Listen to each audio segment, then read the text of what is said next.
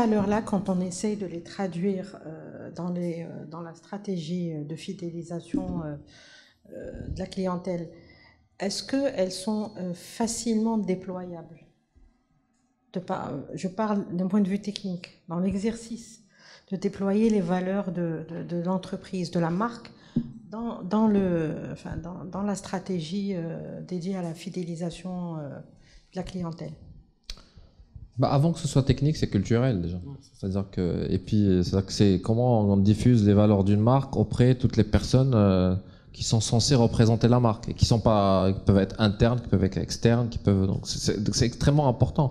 Nous aujourd'hui dans l'outsourcing, nos collaborateurs sont des ambassadeurs des marques qu'ils représentent, mais ils sont des salariés d'Intelsia, ils sont payés par Intelsia, donc ils ont un mode opératoire Intelsia. Donc un des enjeux qu'on a sur ce type de projet, c'est comment s'assurer que les collaborateurs à la fois représentent les valeurs et la culture de la marque pour laquelle elle travaille, tout en restant fidèle à ce qu'on est aussi, parce qu'on a des valeurs, une culture propre. Donc pour moi, c'est d'abord un chantier culturel, et culturel, managérial, tout ce qui en suit, parce qu'il faut décliner ça et le traduire en comportement concret. C'est-à-dire que quand je dis, moi, je suis transparent, je suis une banque transparente, quand je suis conseiller de la marque, comment réellement, jusqu'où la transparence va aller, qu'est-ce que je peux dire, qu'est-ce que je peux pas dire, etc. Donc c'est ça, et ça se mesure. C'est-à-dire que les valeurs d'une marque, elle va les mesurer aussi dans ses différentes enquêtes de satisfaction, dans ses interactions. On va aller chercher, quand on parle de transparence, quand on parle d'éthique, ou quand on parle de réactivité, ou tout ce que vous voulez, c'est quoi les comportements qu'on attend, ou que le client plutôt attend par rapport à ça, tel que c'est défini on va dire dans le guide de la marque, pour que on aille mesurer la perception par rapport à ces items-là. Donc à la fois de la culture, il y a bien sûr de la techno un peu, mais surtout comment on mesure et comment on ajuste.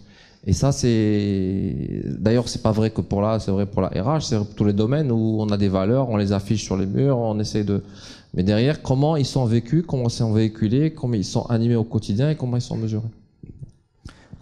Par rapport à ce sujet, spécifiquement pour le Crédit du Maroc, parce que on a une image de marque qui est forte. Nous avons 95 ans de service pour nos clients. 95 ans, c'est quand même beaucoup. Donc nous sommes enracinés dans le paysage marocain et bancaire spécifiquement, et nous avons une image de marque qui est forte, et nous construisons beaucoup sur ça. Et nous avons également aujourd'hui des valeurs, et nous avons la fierté aujourd'hui d'appartenir également à un groupe dont nous partageons les valeurs, et c'est des valeurs qu'aujourd'hui nous cherchons à introduire dans le cadre de notre stratégie Boost 2028. C'est vraiment important. Votre question est simple et en même temps très complexe. Comment est-ce qu'on peut traduire ces valeurs-là sur le terrain? Pour moi, deux choses. D'abord, on ne parle même pas du fait, parce qu'on a beaucoup échangé là-dessus, d'offrir le meilleur service, la meilleure qualité, tout mesurer. Une fois je mesure, je réinjecte et je m'améliore. Ça, je n'en parle même pas. Mais derrière, des fois, c'est des petites choses qui peuvent changer complètement la donne. Je donne un exemple. Des fois, j'échange avec des clients, des situations où la personne dit, vous savez, ça fait 30 ans que je suis chez vous, et le jour où j'ai besoin de vous, vous m'avez pas fait ça.